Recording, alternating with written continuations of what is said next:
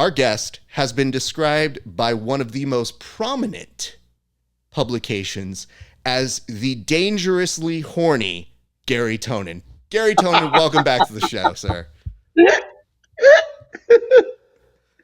Oh, man, there's no way I don't even know how to follow that up.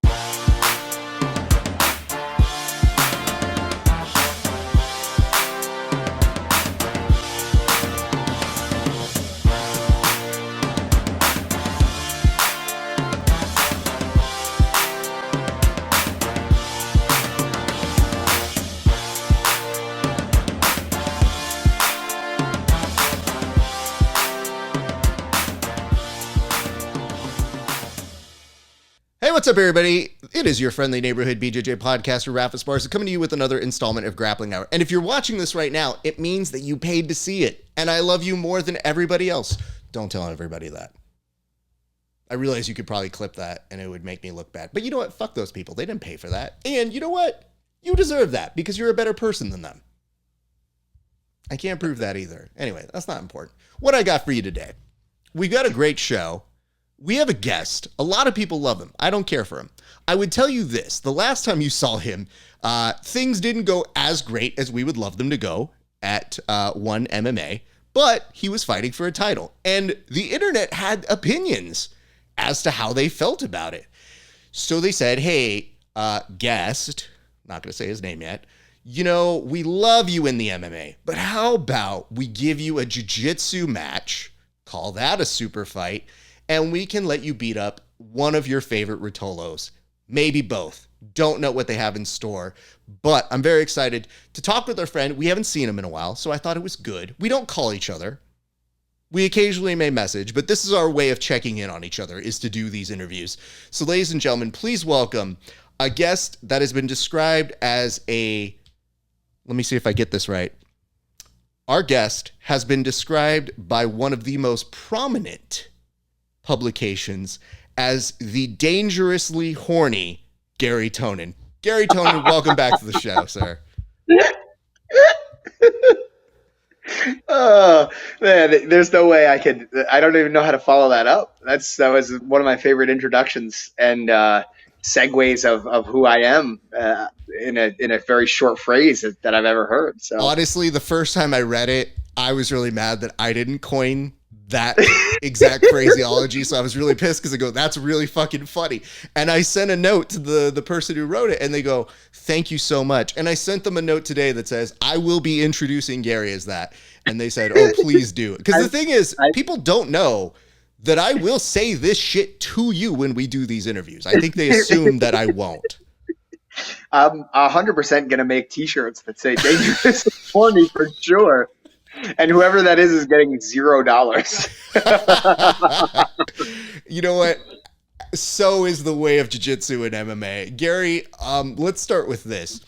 What inspires you? Like, what, when you are going through your Instagram, makes you go, no, this ass isn't good enough for my fans, but this ass is magnifique. I give to you, my fans and friends. So I'm going for, typically I try to get as much diversity in there as I can, because it's really not it's not just about like what I find appealing. It's like what I think other people are going to find appealing too. So like, I'm mostly an ass guy, but I know some people are bigger on tits. So occasionally I throw some tits in there. You know, I know like, you know, some guys are going to be super into Hispanic chicks, other ones white chicks, other ones black chicks. So I try to throw as much of it in there. I follow different pages. Like this is something funny that happened to me regarding this. This Korean guy comes to train with us. He was actually super tough, like probably one of the stronger people I've ever trained with in around my weight class. I forget his name. But he came to train with us, and he like brought me to the side of the mat one day, and I thought he was going to ask, like, it made it seem like he like wanted some like real life advice or like some serious help with like his jiu-jitsu or a technique. And he goes, Garry, I have to talk to you. And I was like, what's up, man? And he goes, we really need more Asian chicks on the stories, bro.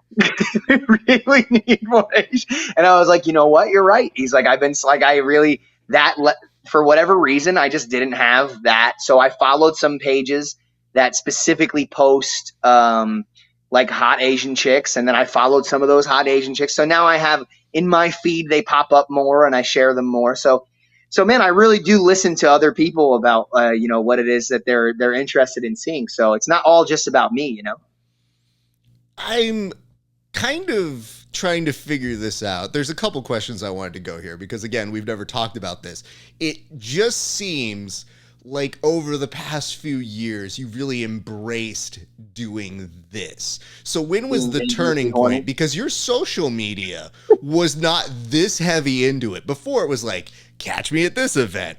I've got a seminar. Now I'm like, bro, I don't even know what your seminars and your DVDs are, but I sure as hell know what you were feeling that night. Yeah. I don't know, man. I mean, I've never been super like great at self-promoting things. Like maybe like seminars and stuff when they're coming up for sure. Like I post about them and stuff. And but other than that, like I've always kind of kept my social media just like more of a fun thing for me.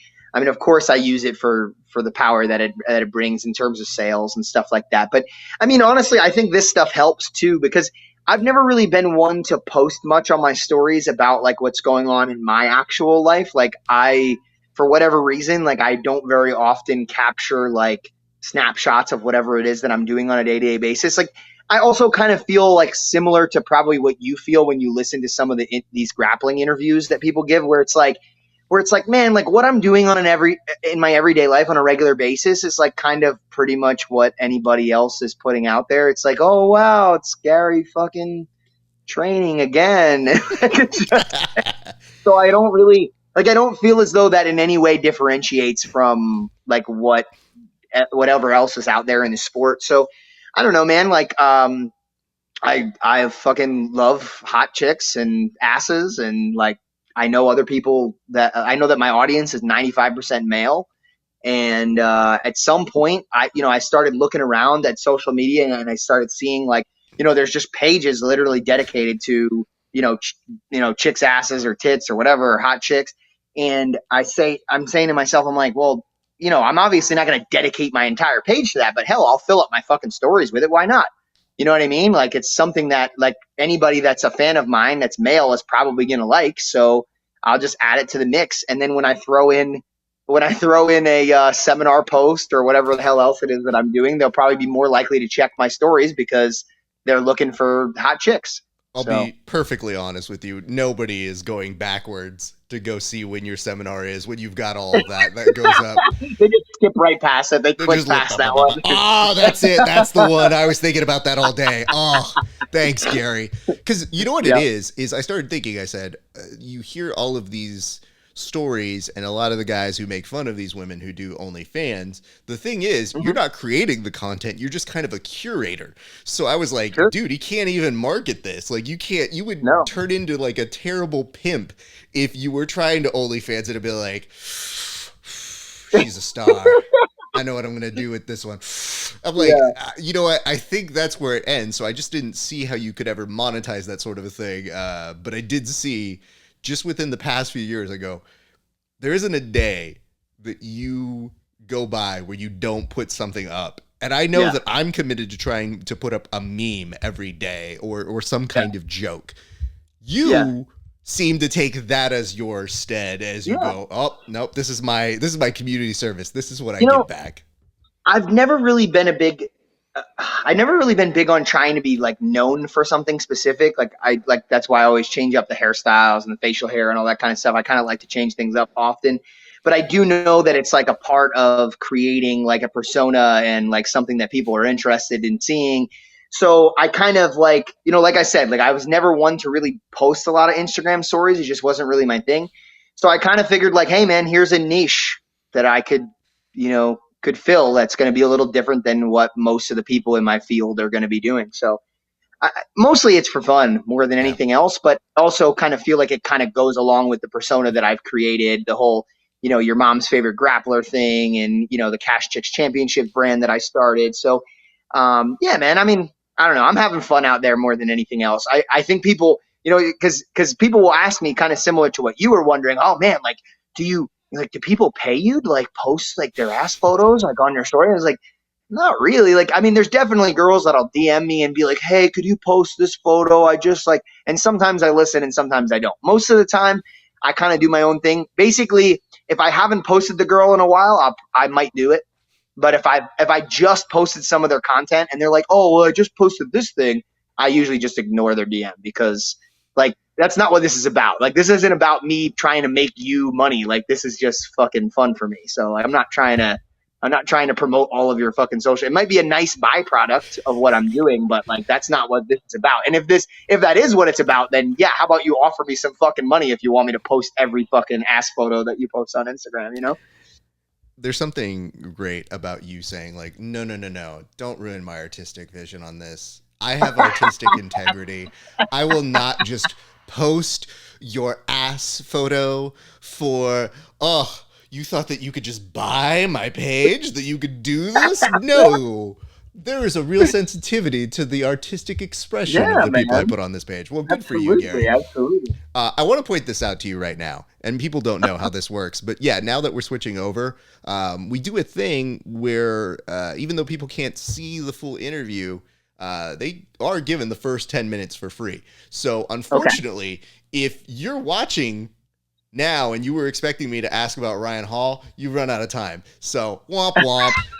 Anyway, I guess we could transition to that. All right, Garry, the last time I kind of messaged you, it's always all right, don't go embarrass the sport, go win. Garry, I kind of hope you win enough. And on this particular juncture, heel hooks didn't work, but I think it is important to note you had a tough opponent, tough match. You went with the strategy, it didn't work. What did you feel like afterwards? Because obviously you were pretty good in spirits when you said like, well, that sucked. And I said, all right, he's fine. He hasn't taken that much brain damage. So what was the general feeling after that very, very epic match? Yeah, it's funny because, well, it's not funny, but it also is to me. I don't know. I laugh at fucking everything. It's just way easier that way. Um, whatever I had built up in my mind as being what it would feel like to lose in MMA. I mean, I've lost grappling matches before. I don't get submitted very often, so I guess that's like the equivalent of getting knocked out. But so I don't get submitted very often in grappling, but I still lose matches occasionally. Um, Maybe not in as well. I mean, I've lost matches in a dramatic fashion. The one time I got flying triangled by that shoe face guy, Yeah. that was pretty embarrassing. I mean, he was fucking twice my size, but still, like, I mean, it's still fucking embarrassing to get flying triangled in like fucking 10 seconds. So, I mean, I've had those things happen in grappling, but the consequences in MMA are like, number one, I think there's a lot more eyes watching. Number two, um, I think that just the physical consequences are more severe depending upon what happens. At least in my case, more than likely, when I have a bad result in a fight, it's going to be because I get TKO'd or KO'd. Like highly unlikely, I'm going to get submitted in the context of MMA. But that typically means I'm taking serious damage, or something very dramatic happened, like what happened in our fight. Where I get knocked out in a very short period of time, and both physically because I had never been knocked out before prior to that. Maybe in like I shot into somebody's kick or something, and I got like wobbled a little bit in training, but I've never like actually been out cold, right? So that was a first experience. So whatever I built up in my mind to be that experience, both physically, mentally, and emotionally, was so much more than it actually ended up being. Um, and especially because in this moment it was a title fight too, so it means more, right? And even more eyes are watching. So I guess in my head I had a little bit of anxiety. I was a little worried about what it would be like if something like this had happened, on a few different levels. One, I thought the consequences physically would be very significant. Like I worried that being knocked out would like, I don't know, like I would feel that for a significant period of time, and that would really like mess with me on a physical level. And I think about an hour had passed after I had gotten knocked out, and I can't really say that I really felt anything more than maybe a sore jaw after about an hour of the experience. Like, I didn't have headaches. I didn't feel dizzy. I didn't feel wobbly or anything like that immediately afterwards, for sure. But like I said, about an hour afterwards, I basically felt good as new. Which was pretty surprising to me. I figured that was going to be more significant. Now, that doesn't mean that every time somebody gets knocked out that that's what it's like. It just so happened that that's what it was like for me. Because sometimes people get knocked out and it's a severe thing. They're vomiting. It's like very severe concussion symptoms. But for me, for whatever reason, it wasn't the case. And then kind of like on the mental / emotional side, I guess like I was a little worried, like, hey man, every other fight that I've ever had has been a pretty fucking dominant performance. The most adversity I think I ever really had was my fight before last, where I got kneed in the face. That was probably the worst thing that happened to me in a fight, other than like falling on my ass trying to kick people in the head. That was kind of embarrassing, but not damaging, right? So, other than that, that's probably the most damage I ever took in a fight. And yeah, I just kind of thought that there might be a part of me that was like, man, I don't really want to do this anymore. If something like that had occurred, like a part of me was worried that if I got knocked out, like I'd be like, oh man, maybe this isn't for me. I'm not really interested in doing this anymore. Maybe go through that level of depression, because I had never experienced it before. It's like hard to say exactly how you're going to feel about that sort of thing. And I really didn't feel that way.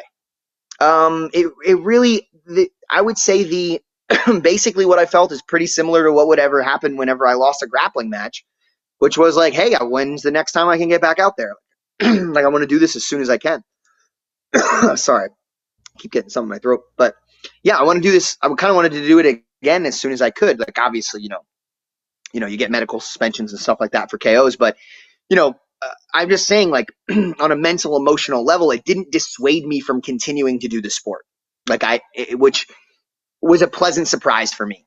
And I don't know, maybe some people might be listening to me say that and be like, well, yeah, of course, Gary, like you would never do that, blah, blah, blah, blah, blah. But you never know, man. I mean, I come from a jiu-jitsu background. It's not like I was used to getting punched in my face, to death my whole life. And, getting KO'd, it's just a different thing. So I had no idea what that was going to be like on many different levels. And I was pleasantly surprised that it wasn't as impactful as I thought. I obviously wasn't happy about it. I obviously was depressed about the result and all these sorts of things, but it didn't bring me to as low of a point physically and mentally and emotionally as I thought it would bring me to.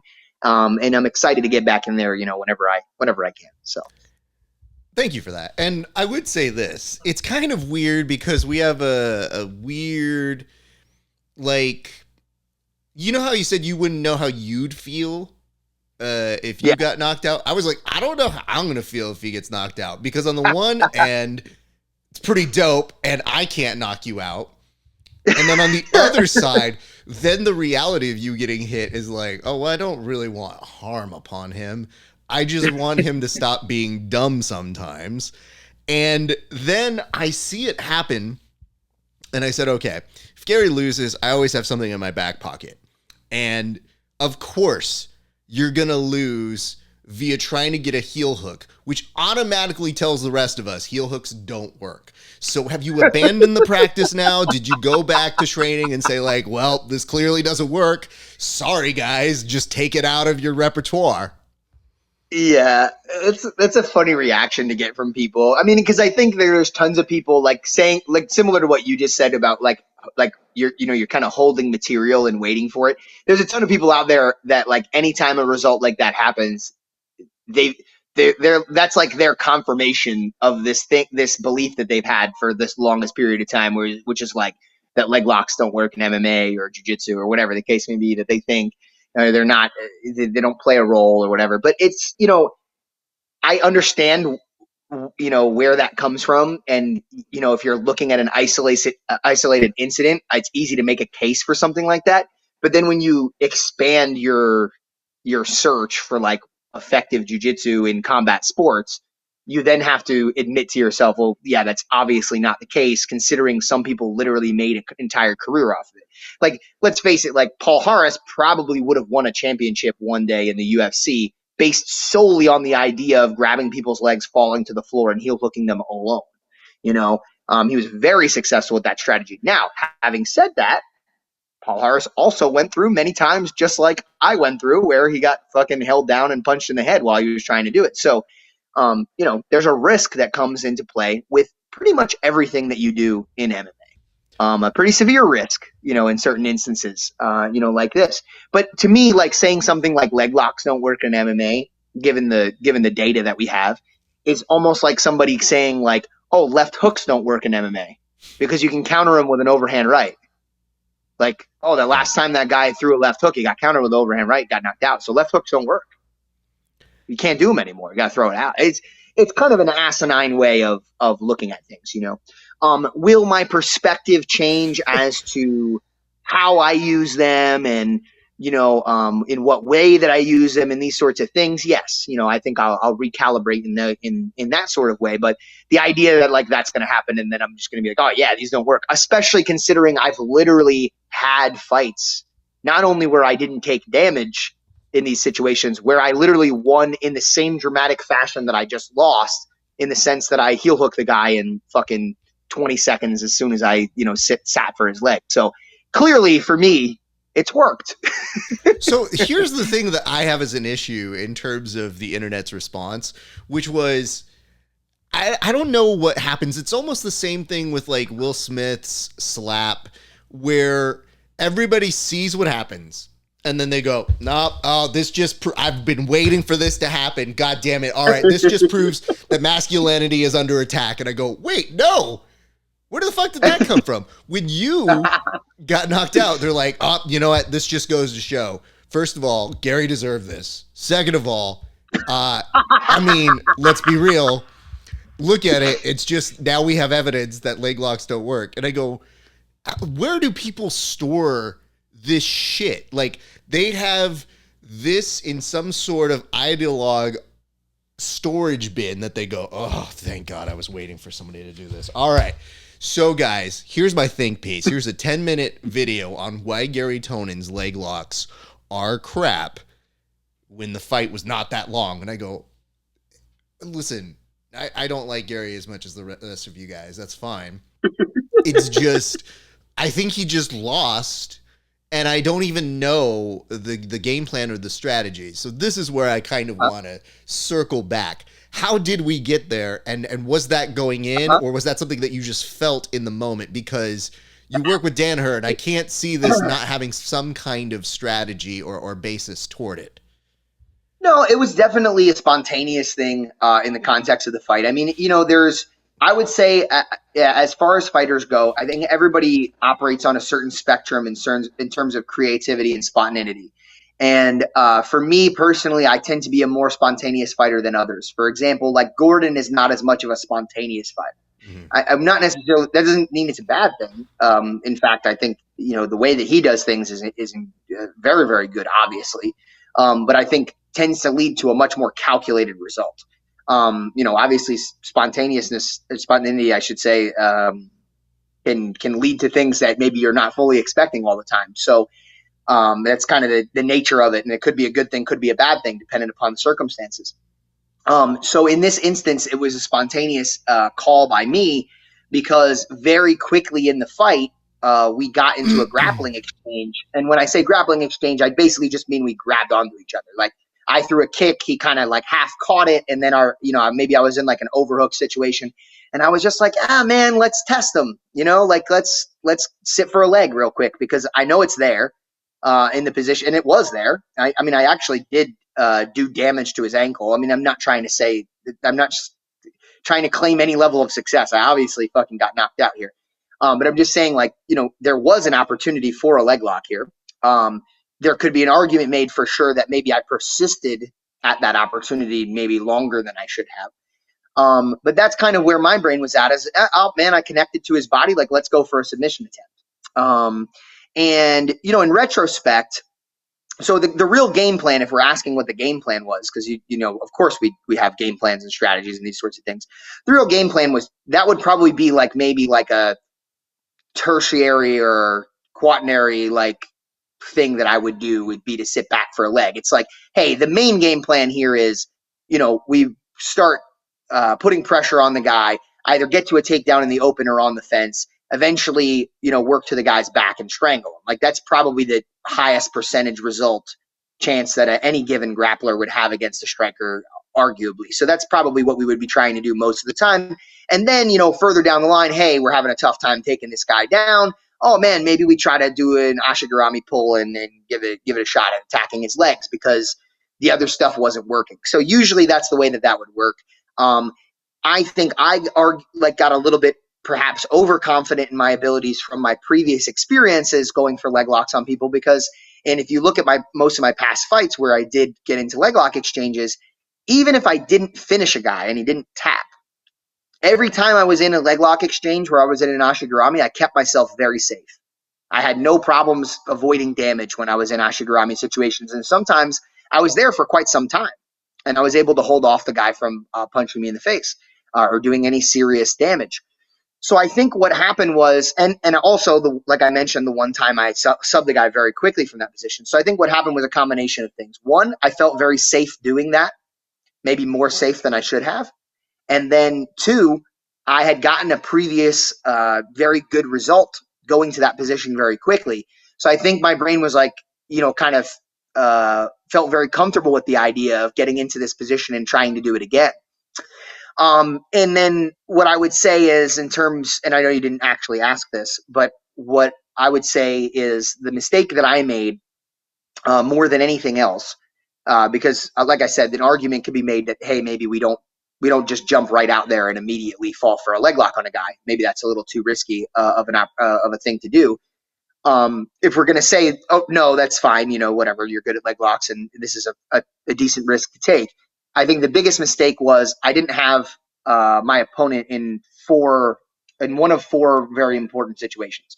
Either his ass was on the mat, so I didn't knock him down before I leg locked him. He wasn't turned away from me. That's another option. If I was able to keep him facing away from me, that's a pretty safe thing to do. I didn't keep his hands on the mat. That's another option. Like instead of sitting somebody to their butt, you could throw them forward onto their hands. Or I didn't have him down on a knee. Okay. If you're either facing away from me, down on a knee, on your ass, or on your hands, there's probably a pretty good chance that even if I got hit, whatever I'm getting hit with isn't going to be significant. If you can't face me, you can't hit me very hard. If you're sitting on your butt, you can't hit me very hard. If you're on one knee, maybe you hit me a little bit harder, but probably not that hard. If I have you down on your hands are occupied with your balance. So if you can do one of those four things, you're probably going to be able to keep yourself very safe. If you notice when I got hit, it was a situation where he was actually still standing completely above me. So none of those things were the case. And I had a submission locked in, the heel slipped out, and he came down with a punch over the top that hit me directly on the jaw, immediate knockout. So very, very good, clean punch. And that's what I would say I would try to do better is get in either one of those four situations or do something else, like try to sweep the guy or take his back or whatever the case may be for ashigarami would make more sense if I can't create one of those four conditions. That would be my argument with as far as like what I could have done better in that fight, given the same circumstances, had I still pulled into the same position. Thank you for that. And I want to show now people the meme. I don't know that you can see this, but this is essentially what I sent you. This was what I had in my back pocket. And it was a meme of Dana White saying, Garry Tonon was never my friend. Now, I had this ready to go, and whenever these things happen, there's a 50-50 shot. You might win, you might not. So if I have this seems like a non-offensive way of saying like, Garry lost, I knew he would. It's just a fun way of doing it. And I'm like, I know your sense of humor enough to know you're good with that. Sure. Turns out I got beat to the punch. Not only beat to the punch, but to the point where I messaged you and I was like, this isn't even worth it. And you're like, no, post it. post it. It's perfectly fine. And I go, no, it's not, because some other thing happened where someone was literally saying that. And I said, no, the joke is supposed to be, we do interviews. We have a sort of dynamic. This now makes it seem way less funny because someone actually went out there and said that to you. So I'm sure you kind of feel like the internet sometimes is ready to pounce upon somebody if they have a bad result. Sure. Other athletes, it can be a little bit of a weird situation. What was your reaction when you saw Ryan Hall chime in? Because I know both of you, and I have an immense amount of respect for both of you and your accomplishments. But I know you interpersonally as pretty normal people in how you interact with me. How you interact with each other, very different. Uh-huh. So what was your reaction when you saw it? So you want to say what my reaction is? Well, I mean, I think some people probably get a decent gist of my reaction if they paid attention to the exchange. But if you didn't pay attention to the exchange, basically, I mean, obviously, I'm not having the best time after you get fucking knocked out, which is fine. I mean, there's nothing like like I said, I took it fairly well, better than I thought I would take it on every level, physically, emotionally, and mentally. And as far as memes and things are concerned, like I posted some of them. Like I don't even that's these things.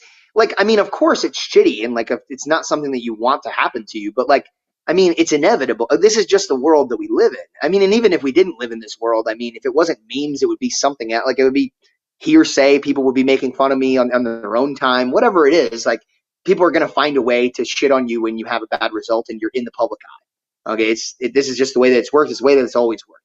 And so for me, like, all right, well, what could I do? I could entirely ignore it, I guess, and just completely try to be numb to it. But like, or I could like have a little bit of fun myself. And to me, I'd rather have a little bit of fun myself and have a good sense of humor about things. So, when people posted memes and things like that, it's all good. Even when people kind of like made shit remarks like what you said, like about like, oh, leg locks don't work in MMA and these sort of things. Maybe I didn't chime in because I didn't think it was very creative. I just kind of thought, it's at that point you're just trying to, you're just trying to attack somebody. So maybe I just ignored those things. No problem. You know what I mean? Like I have no issue just like letting people post whatever. I'm not going to like get into a war with every fucking person on Twitter over the fact that they don't like me and they're going to say that fucking leg locks don't work and all these sorts of things. It's a little different when somebody who participates in what you do, both on the level of grappling and mixed martial arts, decides to chime in. Okay. Mostly because that person so they're a part of my world. So like when a random guy does it, well, I mean, I'm not going to go hunt the random guy down and beat him up, nor does that even make sense because I don't know, he might be a fucking accountant. Like, I mean, as much as maybe he deserves to get punched in the face for something he said, maybe, it doesn't even seem right for me to do that, right? But when somebody who participates in my sport says or does something particular that I find to be attacking me in some particular way, well, like, it's like, hey, man, like, we fucking do combat for a living, right? So, like, I mean, if you got a problem with me, like, let's do combat in some way, whether it's grappling or whether it's mixed martial arts or whatever the case may be. So the thing that frustrates me most is not somebody talking shit to me, but somebody talking shit to me and then having no real intention of ever doing the combat part. Because that's what we do for a living. It's like, well, hell, like, why not? You know what I mean? It's hey, it would be inappropriate for me to fucking get in a bar fight with the guy that spills a drink on me. But the dude that fucking just talked shit on the internet that does my job for a living, like, let's have the fucking bar fight. But under, rules that we both agree to and all these sorts of things. It's going to make us both money. There's a story built behind it. And clearly you have a fucking problem with me. So let's do this. So anyway, that's a long diatribe to discuss, kind of what's going on here. But basically, he came out and said something like, I'm dismissive and disrespectful in his congratulations post to his student, Thon Lee, who won the fight. Now, I obviously had no issue with him congratulating Thon Lee. good on him. I mean, I congratulate Thon Lee. Like, he's great. He's a fucking great competitor. It was an awesome experience to be able to fight him. Not an awesome experience, but it was great to be able to fight him. Incredible opportunity to be able to fight for a title, and I respect that guy a lot. I think he, he's earned everything that he's gotten, man, and incredible performance, obviously, on his part. No issues there. What's odd to me is that in that same post of congratulating the guy, it was almost like the congratulations was a sidebar. Like that was like the side story. It's like, oh, hey, Thon, yeah, he won this thing. Yeah, whatever. But also Tonon, fuck that guy. Was kind of the way that I felt like it was worded. Like, and I was just like, wow, that seems like super uncalled for. Like, because for me, I had felt like I went above and beyond to be as respectful as I could to Ryan throughout the entire thing, because I knew Ryan was one of his coaches. I got asked a lot of questions about Ryan cornering him and stuff like that. And for those who don't know, because they probably don't, because I never really made it a public thing, I haven't liked Ryan in a really long time.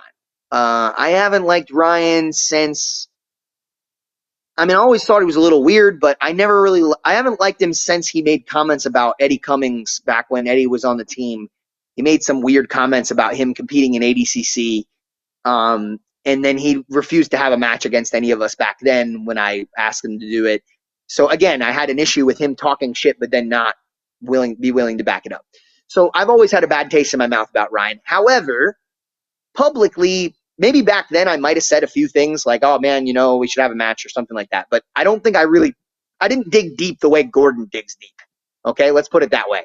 I certainly didn't go on like a massive campaign talking shit about Ryan and everything that he's ever done and how terrible of a person. I never did any of that, ever.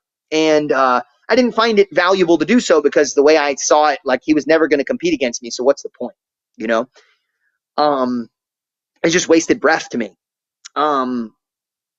So even though I had those thoughts and feelings towards Ryan, like similar to something that you said, I respect him as a professional in the sport and what he's done in the sport. So, when I'm being asked questions about, Thon's preparation and everything, I'm answering as politely as I can. And I'm saying a lot of nice things about Ryan. Like, I think I validated in every way that he was a good coach and he was going to help Thon and all these things. There was one snapshot, which I guess might have been the only interview Ryan ever listened to about the entire fucking fight prep. It must have been, where, of course, these motherfuckers got cameras in our faces and they're trying to get us to say something provocative. Now, if anybody knows anything about one, they try to promote this culture of fucking, I don't know, respect and politeness and like, we're the good guys, right? Okay.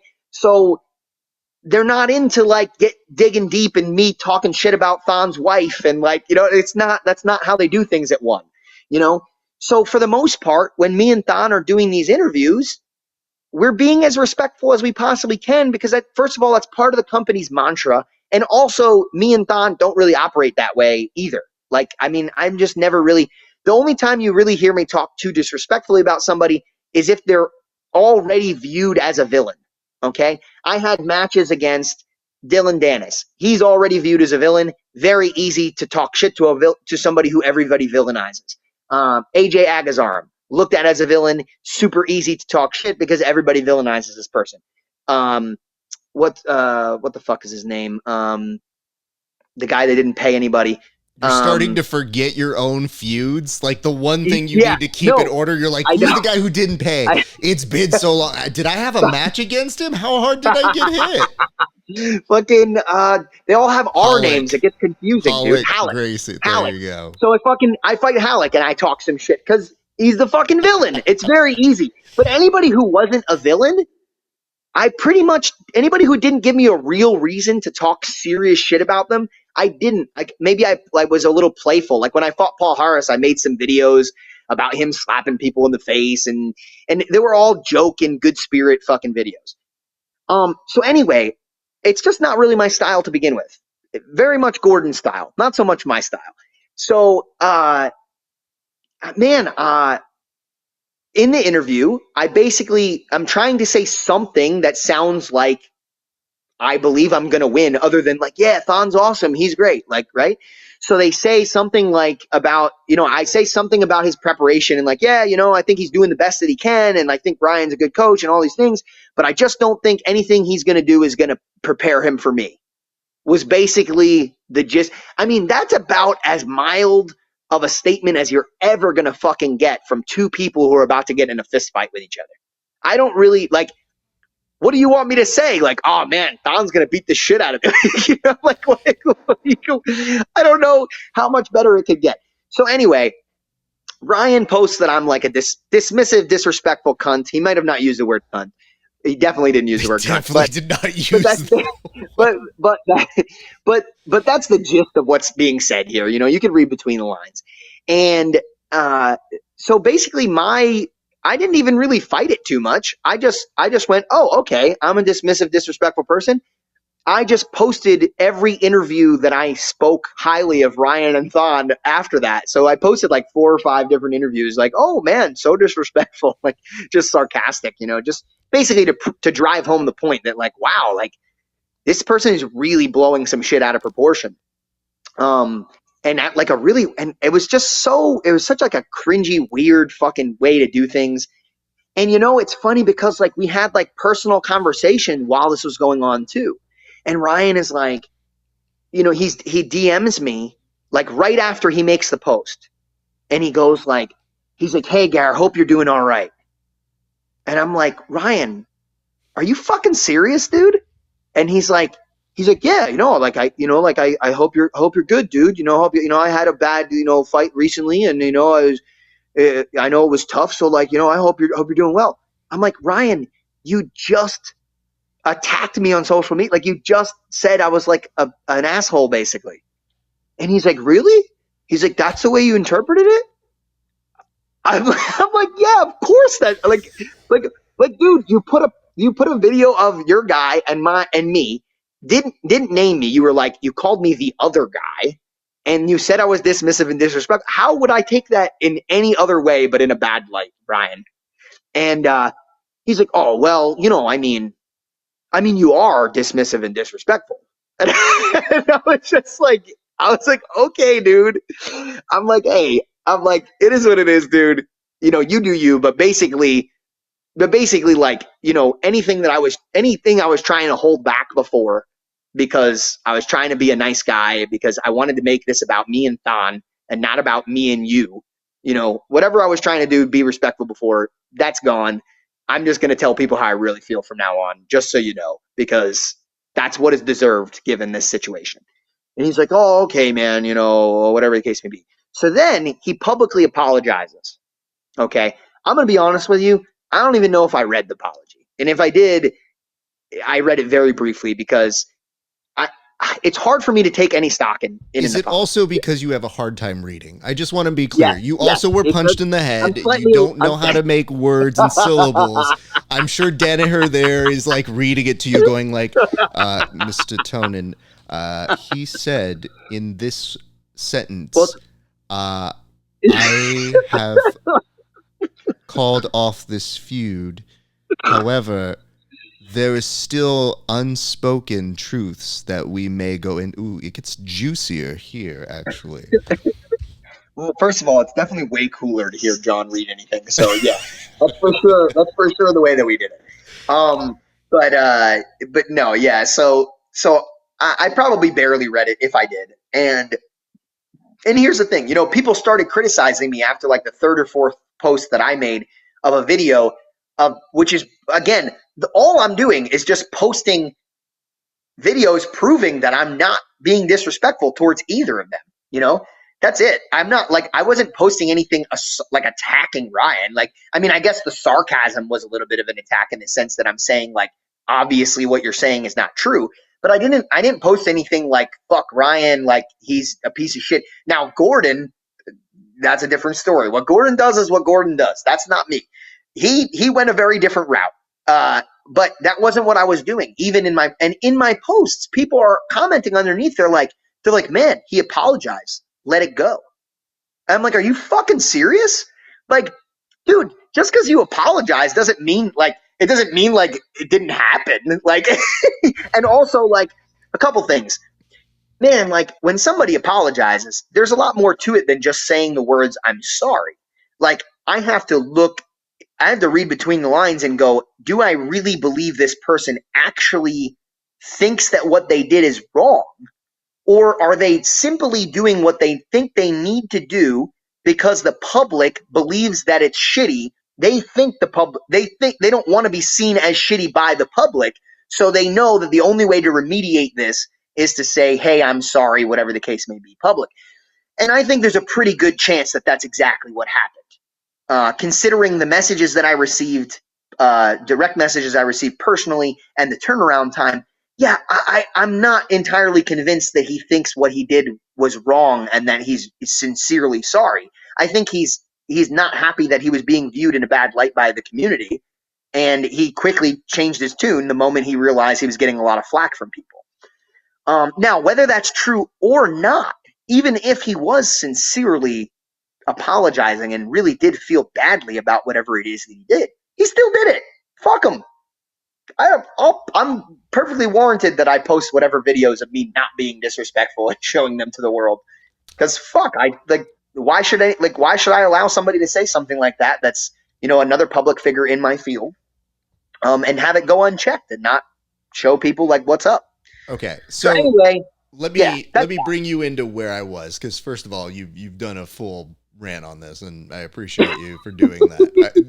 It started with a little bit of a simpler, what was your reaction? And you're just like, and another thing, I want to tell you, I didn't appreciate on September of 2018 when he didn't return one of my DMs. He left me on red, and I was like, you know what, dude, get out your therapy now. It's perfectly fine. Can I just say where I come in all of this? Because I have that meme. He reacts. Yep. I send it to you. You tell me to put it up anyway. I'm like, dude, it's just not even funny to me anymore. So then I throw away the meme until now. This is the first that anybody's seen of it. And sure. I put up something later that just kind of encapsulated what it's like to both miss a fight because y'all too early for me. Sorry. Best Coast time over here. Raph is sleepy. So he's going to catch up. Then when I find out how your fight went, it's from a highlight. And I go, what happened? Oh, that's terrible. I'm going to keep watching it. No. Oh, repeat again. Oh, is this a reel? I could just have it do this.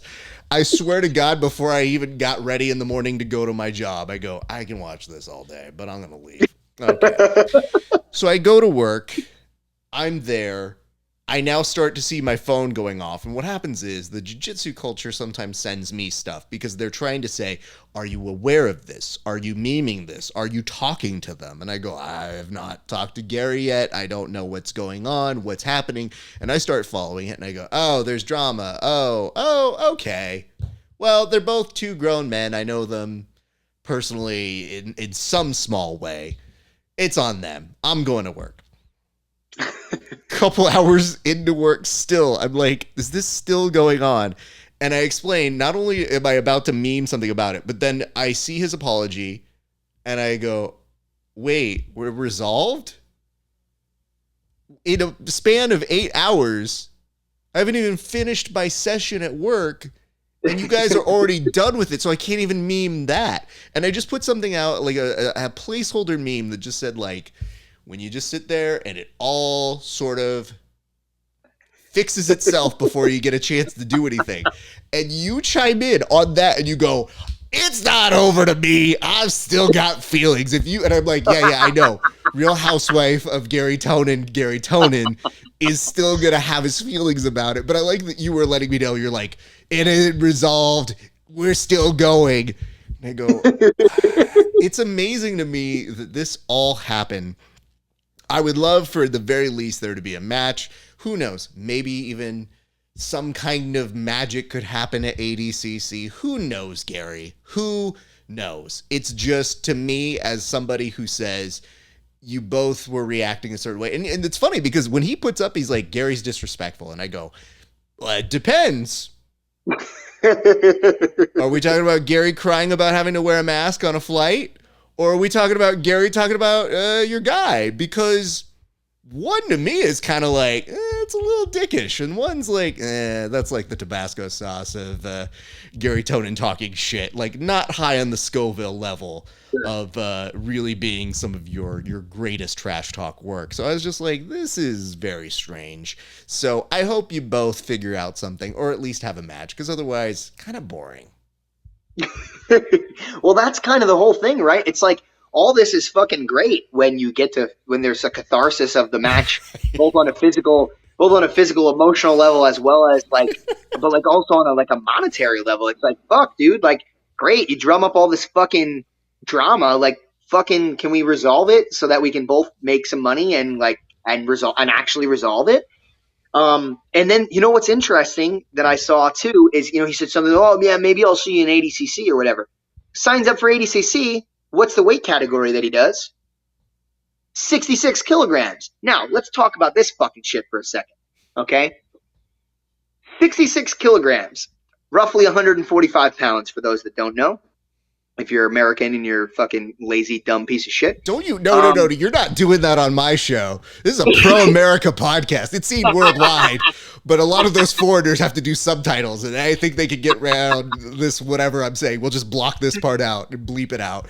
But fuck, Garry, come on. You're Mr. America. You got America on your fucking rash guards, and you're coming here, and you're turning into the fucking Iron Sheik on us all of a sudden? Like, boo, America.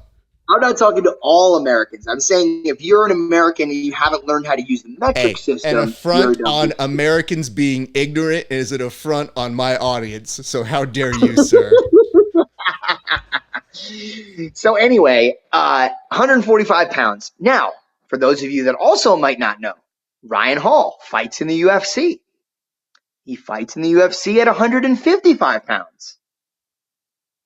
Interesting.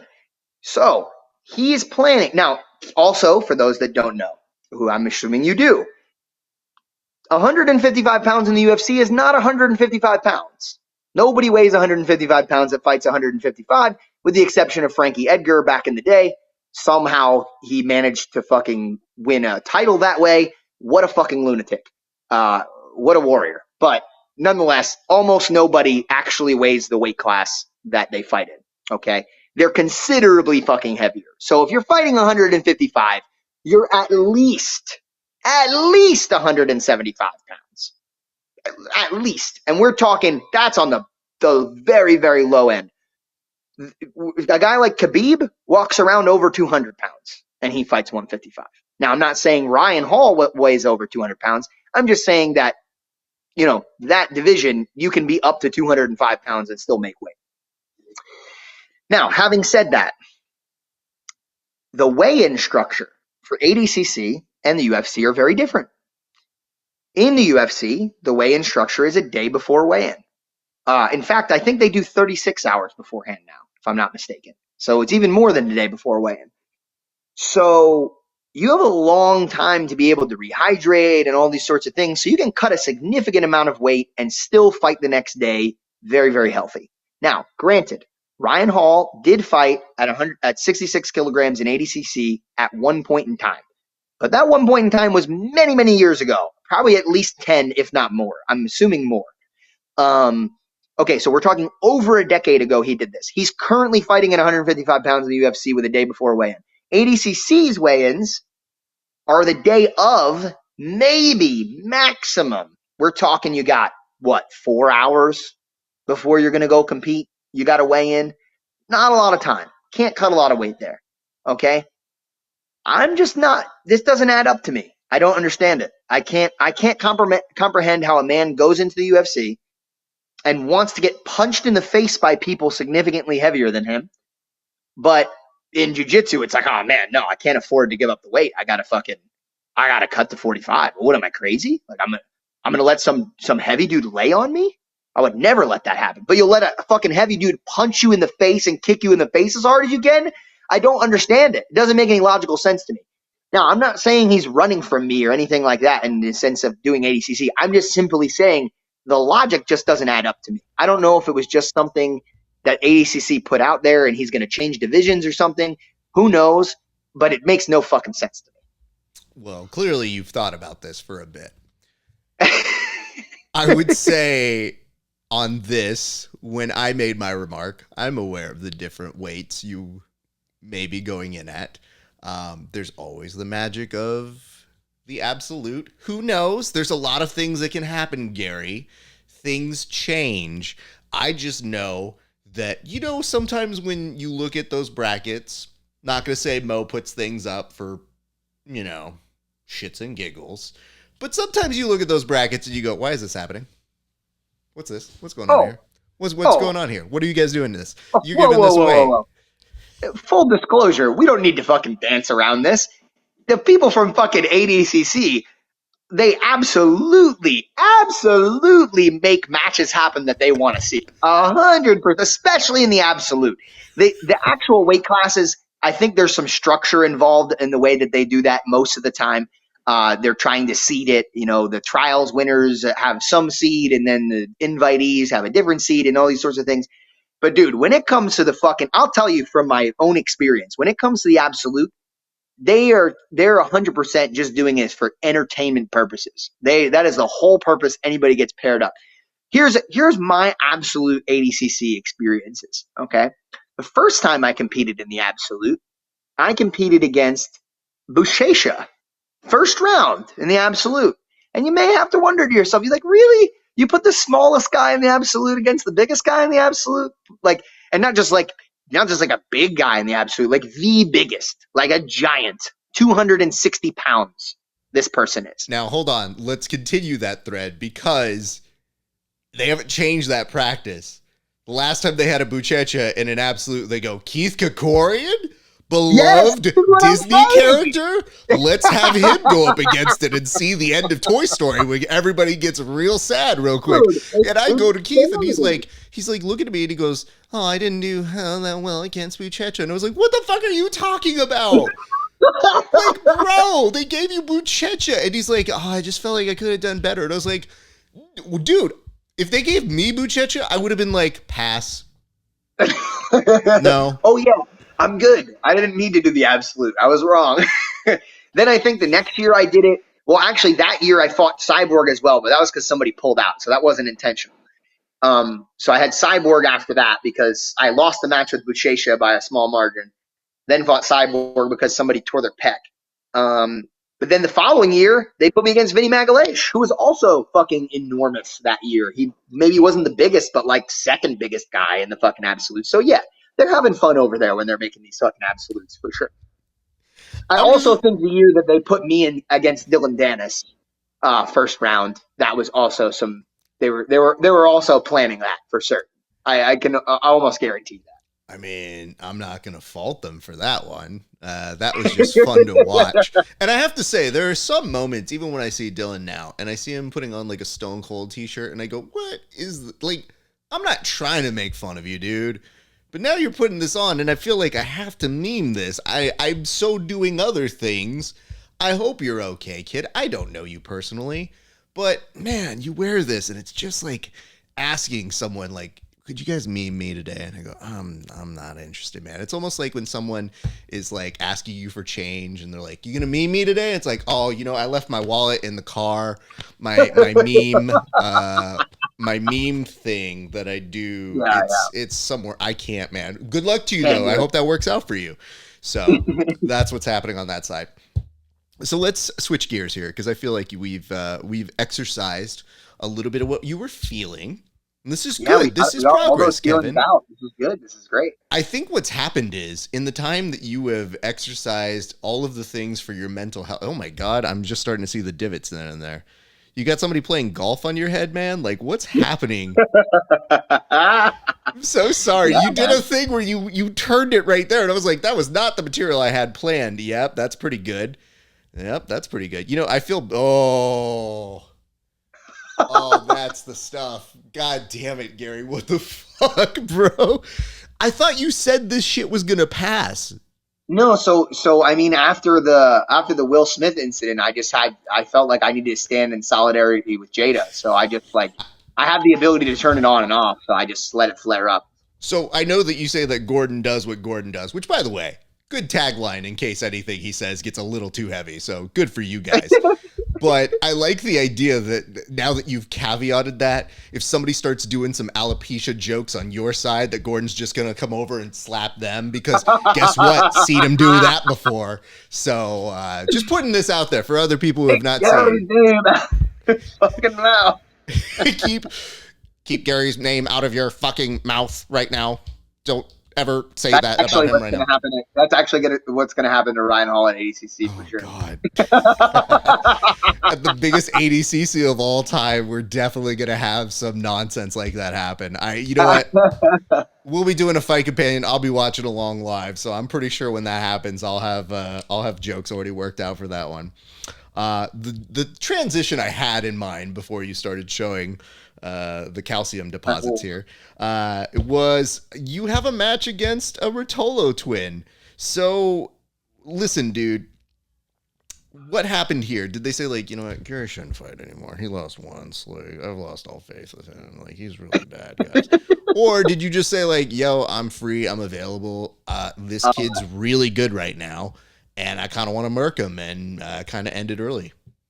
I literally had no idea that they wanted me to do this in any capacity, and they literally just sent me a bout agreement one day.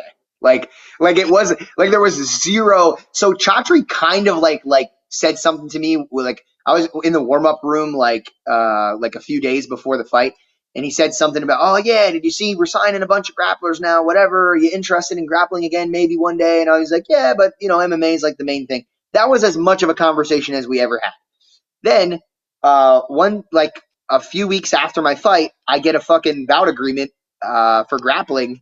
Like, hey, you know, like you're gonna fight Cade, and I was like, oh, okay. I talked it over with John and Gordon real quick, and I was like, hey, you know, what do you guys think? Like, I'm gonna be suspended from MMA for a little while anyway. Like, you know, so now is probably a good time to do a grappling match. Like, these guys are, you know, basically at the highest level right now in the sport. So fuck it, you know, why not? You know, it's a good match. Like basically, you know, the two matches you look for is matches that are that solidify you in terms of like how good somebody is, or matches that you know, where somebody's got like a big name. You know, if they try to match me up with some other fighter or something that had like a big name, that's a fight that makes sense, even if I think my grappling skills are much better than the guy, because you know, you're going to gain a certain amount of attention, notoriety, etc.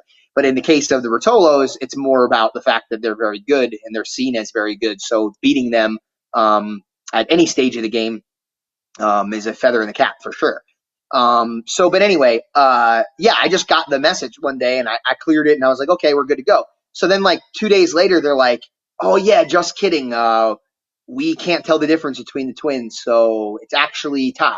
And I was like, okay, sure, I guess.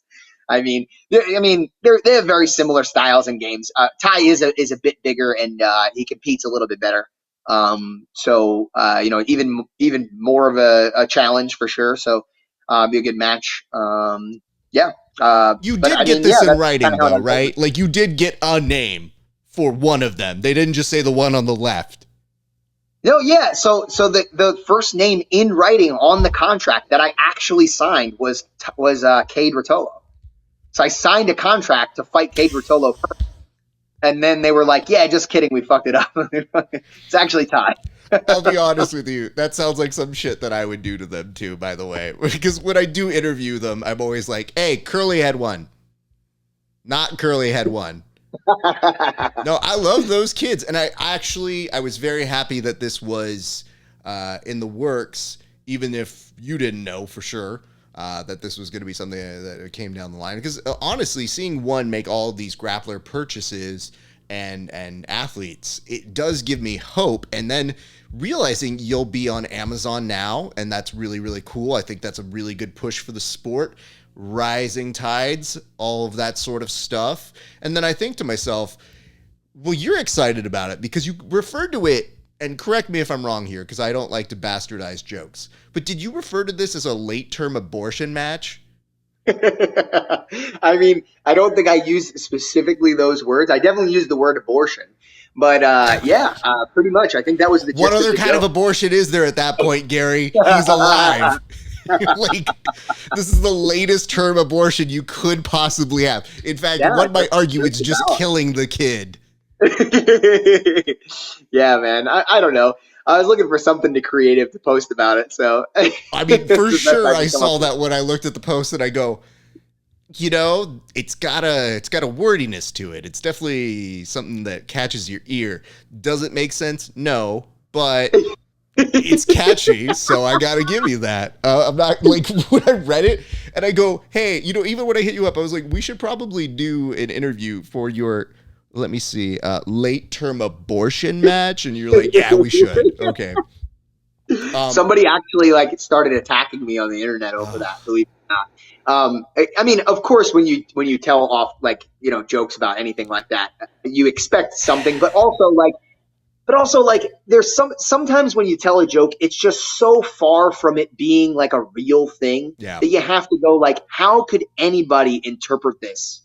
Like, how could any human being, even somebody who hates me, interpret this uh, I'm actually trying to say, dude, he first, just like you said, he's obviously no abortion is happening here.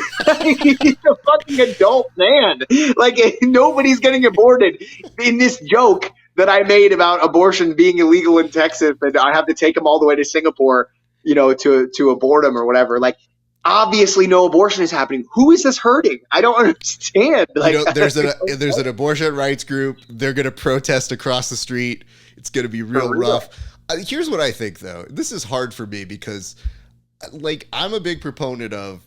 It's hard to offend me, but like, there are jokes that I go, I wouldn't do that joke, but do it. Do what you're gonna do. That's one where I just go, this is so stupid that I think you have to also be stupid to be offended by this joke because yes, that's what I'm it's saying. too much. Like if you go too far over, I go, yeah, okay. And it's the same thing I said as I was like, as a joke writer, I go, this doesn't work. Let's take this back this way.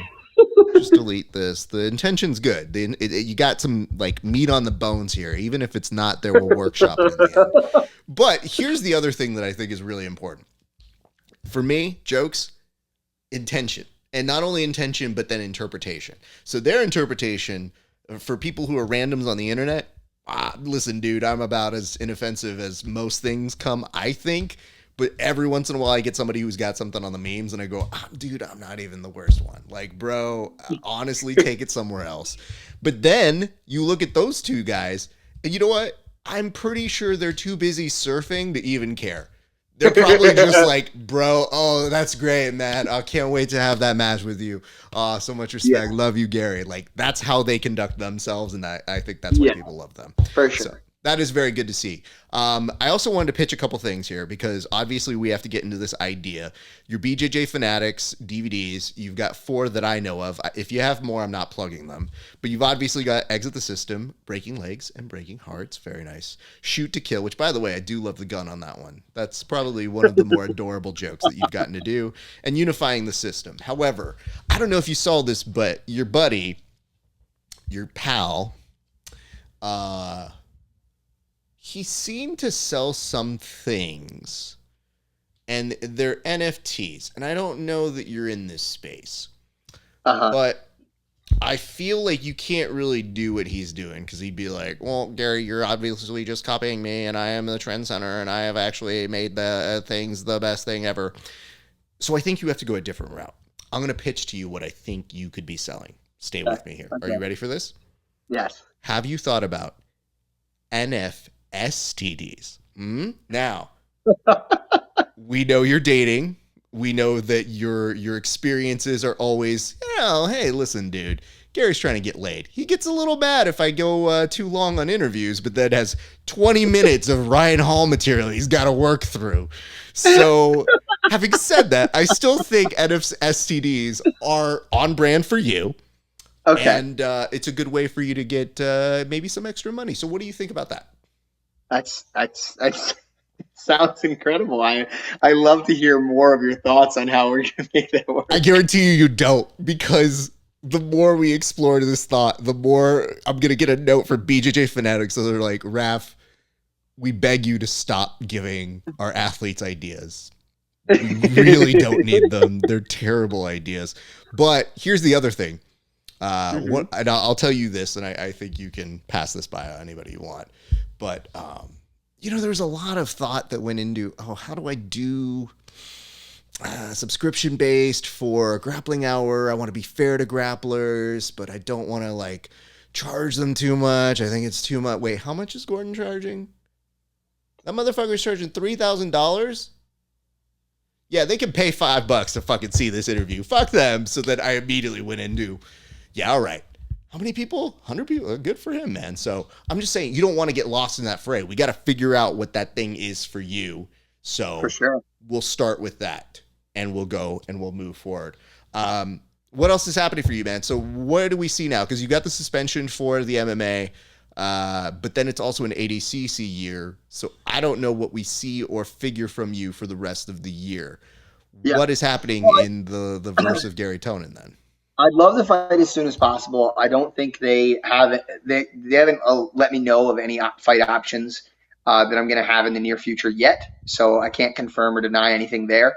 Don't really have any information, even vague general information yet. So it seems like they're just having me focus on the grappling match for now. ADCC seems highly likely. The only thing that would interfere would be if they try to have me fight like around the same time, something like that. So pretty much, ADCC would be the next thing. Depending, sorry. Hopefully, I would fight before I would do ADCC, but it would just be in a reasonable period of time where I could prep a little bit. Give me at least a month between the fight and ADCC would be ideal, probably. So yeah, I mean that's probably what it looks like for roughly the end of the year. For me, if I could squeeze 2 fights in, that would be great. It really depends on their availability and what's going on. It seems like Singapore is opening back up. When I go there this time, I won't be trapped in a hotel room the entire time, so that's nice. Um, yeah, Having, that's pretty much it. well, having said that, though, you're one of the weird middle grounds here. And you are somebody who can both fight, most times, and also somebody who can do the jiu-jitsu. And now they're making this push for jiu-jitsu. So if they come to you with 2 contracts and one says jiu-jitsu and one says MMA, which is the more interesting one to you right now? Yeah, I pretty much would almost always fight over doing a jiu-jitsu match. It would have to be something. I don't know. I can't even specifically think of what it would be, but like, for example, they hand me a match with Ryan Hall. Obviously, that's not going to happen because he fights for the UFC, but you know what I'm saying? Like that that means enough to me where I'd be like, oh yeah, whatever. We'll put our next fight on hold for a month or whatever so we can do this match. Um, but yeah, it would have to be something like very, very uh, something I'm either very passionate about or maybe, I mean, I don't know why they would, but they try to offer me crazy money for it or something. Like, I guess, I'm not going to turn it down if it's obscene. So yeah, that would probably be what would have to happen for me to say, oh no, MMA is not the main focus. The main reason I'm doing this grappling match now, like I said, I do think it's a good match. I do think it's a worthwhile one. Otherwise, I wouldn't have done it. But it's also because there's no other option. I mean, I don't really have. There's nothing. There's no fight to prepare for right now. So it really doesn't make sense for me to just stay not active at all as an athlete. Because why the fuck would I ever rest? That would just be silly. Um, so yeah, man. I'm glad to hear that because, again, you will have had what? Probably by the time we see Gordon in 20 fights, 20 grappling matches, even though he signed that deal a long time ago. Hey, listen, don't mock it because if you can get that deal, take it. Be like, I've signed a great deal with ONE FC. Awesome. When do we see you? I'm really busy this year. Tum Tum hurts. ADCC. How about 2029? Sounds good, Gordon. Sounds good. We'll see you then. So, hey, listen, make your money, man. Yeah. Garry, I appreciate you, my friend. We're going to start to close this on out. I would love for you to plug whatever you want to do. You've got a gym that we also need to give some shout outs to. So I'm going to put the camera on you, plug all of your shit, and tell people where they can find you and all of that stuff. Awesome. Yeah. So like Raf mentioned, you know, I have a bunch of BJJ Fanatics DVDs. It's the main way that I support myself for sure. So any help that you guys could give by supporting me or any of my teammates that put out DVDs, that would be great on BJJ Fanatics. Got some really great content out there. I got a new DVD I'm planning sometime in the near future, so you'll be on the lookout for that. Um, I have a gym, which is now used to be Brunswick BJJ, which is now referred to as Garry Tonon Jiu-Jitsu, out in North Brunswick, New Jersey. My training partner, or sorry, my black belt, Chris Sadbanow, runs that gym. He's the guy that's in all of my DVDs. He's my uke. Super talented guy. You know, really, really cool and creative jujitsu. Really love his style. So, you know, definitely go check out the gym. I stop by there as much as I can, hopefully, like, you know, once a month or so. Now that I live in Austin, Texas, it's difficult to be there all the time, but I do stop by. But he'll be your main instructor. So it'd be great if you guys could head out there if you're ever in the New Jersey area. And other than that, you know, just sponsors and stuff. So I started working with Browse, which is a company that's going to be doing a lot of the gear for ADCC this year. So they're really coming out and with a lot of new cool stuff. I'm going to be doing some clothing lines with them. So, you know, be on the lookout for that. I work with Skilled Violence with clothing as well.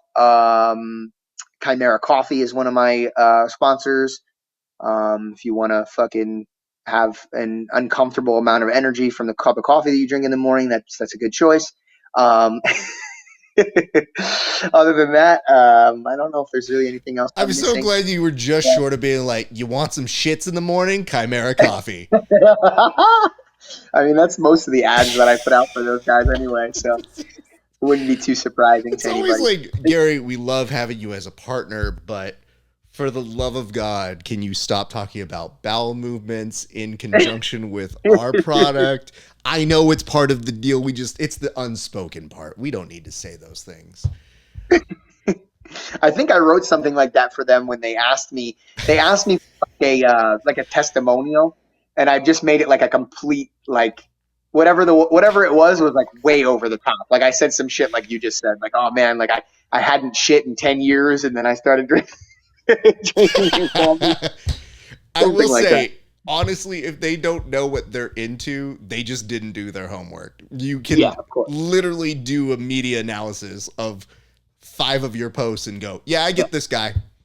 Yeah, we probably It's shouldn't have him be a Ruffles yeah. spokesperson. It's so funny that you say that because there's been times, you know, you're familiar with me and Jeff True, and that we work together, and he's been a manager for me for a long time. And, you know, we butt heads sometimes with some of the things that I post for some of these brands that we work with. You know, because, you know, it reflects on him too Right. sometimes, you know what I mean? Things that we're doing because he does work with me on a lot of stuff. So I kind of understand his position, but also I'm kind of like, Jeff, like, do you think like these guys like don't know who they're fucking dealing with here? Like, you think they just like, oh yeah, jujitsu athlete, like we'll just sign like I mean, like they have to have seen like one or two things, like looked at my stories, like they have to know like they're dealing with a dude who's not like coloring inside the fucking lines here. You know what I mean? Noted Nobel Prize winner Garry Tonon took a weird turn this week. Didn't know. Who would have ever thought the dude that just posted literally 20 entries from his spank bank onto his Instagram stories would have ever led us astray? So, didn't Yeah, see that one coming. Oh, well. yeah, yeah. Well, Gary, I appreciate you and your time. It's great catching up, man. I'm glad you're okay. I know it's a rough one to take the L on this one, but I will say this. I think it is always fun to see what people do after their first loss, because when I first saw you talking about MMA, that's the big thing that everybody puts into your head, which is, oh man, it's different, Gary. And I remembered you saying after you got your first taste of blood and your first taste of fighting in a cage, you were like, I love it, man. I want to do this. This is where I'm going to go. There's no loving this and advancing and really becoming even better without having some kind of setback. Like, people want and wish for those perfect records. Obviously, that's what you always want. But for you, in your journey, you've done some incredible shit in grappling when you've come back from losses. So I think it's going to be very interesting to see what the next thing is. It's just, I think I'm rooting for you again. until we revisit it. So maybe I'm rooting for you with a condition of like an asterisk, because if I see you say some shit about Ryan Hall, I'm gonna be like, yo, Ryan, Garry said some shit about you. And yeah, you're nicer to me because you gave me a free DVD. So I don't know, man. I guess I'm team Ryan Hall right now. Like, I just know that what you've got going on right now, it's given a lot of people a good pathway to see what they can do for their jiu-jitsu and going into MMA. So keep doing your shit, man. There are people who have your back and really do appreciate you, no matter how dumb of things you post. Yeah, you know, we're still mostly rooting for you. I appreciate that. I appreciate your half-hearted support. Conditional support, Garry. It is the only way to exist with you, because the last thing I need is when you do some shit that fully gets you canceled. And that'll be weird because jiu-jitsu is all about not canceling people. But let's say you do some shit that I'm like, I would never cancel Garry Tonon. And then someone takes that clip and they go, Raph, what do you have to say about it? I was like, I don't recall being friends with Garry. I think you can see my interviews with him. We didn't really have a cordial relationship. So anyway, Garry, appreciate you. I will say bye to you in just a second off air. Ladies and gentlemen, the incomparable Garry Tonon.